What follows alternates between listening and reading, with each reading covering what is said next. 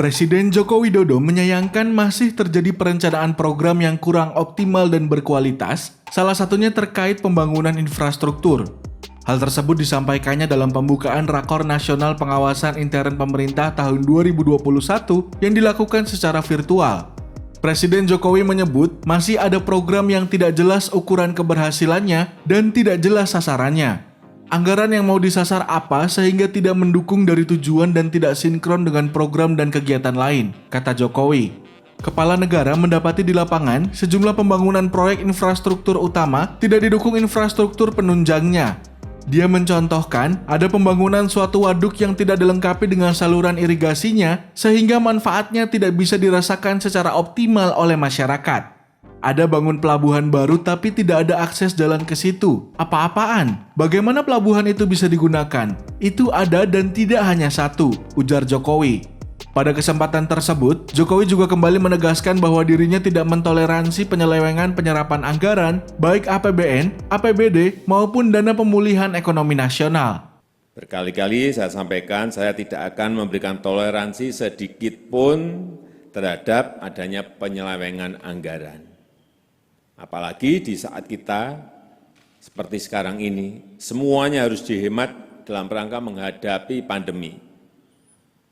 Kendati penyerapan anggaran diminta untuk diakselerasi, Jokowi mengingatkan agar hal itu tetap dilakukan dengan efektif, efisien, dan akuntabel. Untuk itu, dia meminta BKPP untuk mengawal dan mempercepat penyerapan anggaran dan memastikannya tepat sasaran. Ekonom senior Faisal Basri mengomentari keluhan Presiden Joko Widodo terkait masih terjadinya perencanaan program yang kurang optimal dan berkualitas, salah satunya terkait pembangunan infrastruktur. Melalui akun Twitternya @FaisalBasri, Jumat 28 Mei 2021 pukul 5.20 WIB, Faisal Basri mengunggah sebuah komentar dengan menautkan berita tentang banyaknya proyek yang tidak jelas. Faisal Basri mengatakan bahwa dia sejak lama telah mengingatkan hal itu. Dia pun menautkan salah satu tulisan di blog pribadinya yang diunggah pada 17 Maret 2017 bertajuk "Pemerintah Tidak Boleh Ugal-ugalan Lagi".